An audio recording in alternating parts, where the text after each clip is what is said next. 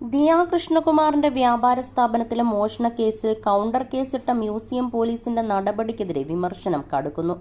പരാതിക്കാരായിട്ടും കൃഷ്ണകുമാറിനെതിരെ യുവതികളുടെ പരാതിയിൽ പോലീസ് ചേർത്ത വകുപ്പുകളടക്കമാണ് കടുത്ത വിമർശനത്തിനിടയാക്കുന്നത്.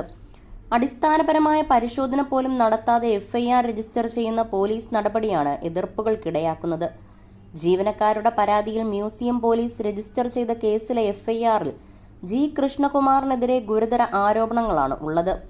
പണം നൽകിയില്ലെങ്കിൽ മാനഭംഗപ്പെടുത്തുമെന്ന് ഭീഷണിപ്പെടുത്തി പരാതിക്കാരിയുടെ വസ്ത്രത്തിൽ പിടിച്ചു വലിച്ചു, കൃഷ്ണകുമാർ ലൈംഗിക ചുവയോടെ സംസാരിച്ചുവെന്നും എഫ്ഐആറിൽ പറയുന്നു. ഇത്തരം സംഭവങ്ങളെല്ലാം നടന്നത് സ്വന്തം പെൺമക്കളുടെ മുമ്പിലാണെന്ന് കൂടി മനസ്സിലാക്കുമ്പോഴാണ് പോലീസ് നടപടിയുടെ വിശ്വാസ്യത ചോദ്യം ചെയ്യപ്പെടുന്നത്. 23 വർഷവും 3 മാസവും ജയിലിലടയ്ക്കാൻ കഴിയുന്ന 7 കുറ്റങ്ങളാണ് കൃഷ്ണകുമാറിനെതിരെ പോലീസ് ചുമത്തിയത്. ഇതിൽ തന്നെ 10 വർഷം തടവിലിടാൻ കഴിയുന്ന 3 വകുപ്പുകൾ ജാമ്യമില്ലാത്തവയുമാണ്.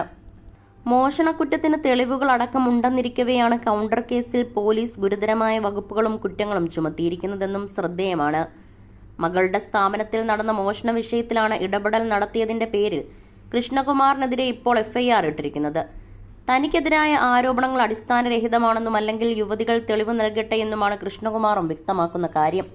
മോഷണക്കേസിലെ അന്വേഷണത്തിൽ കാര്യക്ഷമതയില്ലെന്ന ആക്ഷേപം ശക്തമാകുമ്പോഴാണ് കൃഷ്ണകുമാറിനെതിരെ അടിസ്ഥാനരഹിതമെന്ന് തോന്നുന്ന ആരോപണത്തിൽ കേസെടുത്തിരിക്കുന്നത്. ലൈംഗിക ആരോപണം ഉന്നയിക്കുന്നതിന് തെളിവ് കൊണ്ടുവരട്ടെ എന്നും പണം തട്ടിയതിന് പിന്നിൽ വലിയ സംഘം ഉണ്ടാകാമെന്നും കൃഷ്ണകുമാർ പ്രതികരിക്കുകയുണ്ടായി. 4 പെൺമക്കളെ വളർത്തിക്കൊണ്ടുവരുന്നത് അത്ര എളുപ്പമുള്ള കാര്യമല്ല, പക്ഷെ താനത് സന്തോഷത്തോടു കൂടിയാണ് നടത്തുന്നത്. തങ്ങളുടെ ഭാഗത്ത് ന്യായമാണെന്ന് കേരള പൊതുസമൂഹത്തിന് പത്രമാധ്യമങ്ങളിലൂടെ മനസ്സിലായി. ബാങ്ക് സ്റ്റേറ്റ്മെന്റ് എടുത്താൽ പണം ട്രാൻസാക്ഷൻ നടത്തിയതിന്റെ തെളിവുകൾ ലഭിക്കും. എഫ്ഐആർ ഇങ്ങനെ ഇടണമെങ്കിൽ പോലീസിന് എന്തെങ്കിലും ലക്ഷ്യമുണ്ടായിരിക്കുമെന്നും കൃഷ്ണകുമാർ പറഞ്ഞു.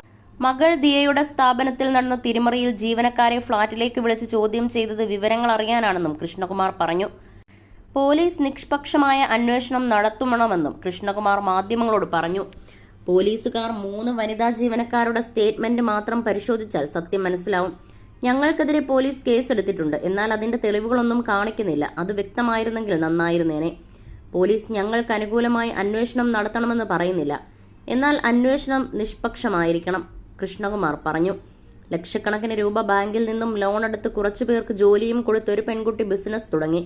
അതിൽ തട്ടിപ്പ് നടത്തിയാൽ ഉണ്ടാവുന്ന വേദന ബിസിനസ് ചെയ്യുന്നവർക്ക് മാത്രമേ മനസ്സിലാകൂ. നമ്മളിൽ പലരും പലതരത്തിൽ ജനിച്ചവരാണ്. നമ്മളിൽ പലരും പല രീതിയിൽ ചോദ്യം ചോദിക്കുമെന്നും കൃഷ്ണകുമാർ പറയുന്നു.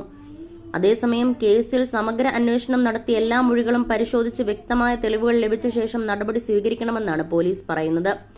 അതേസമയം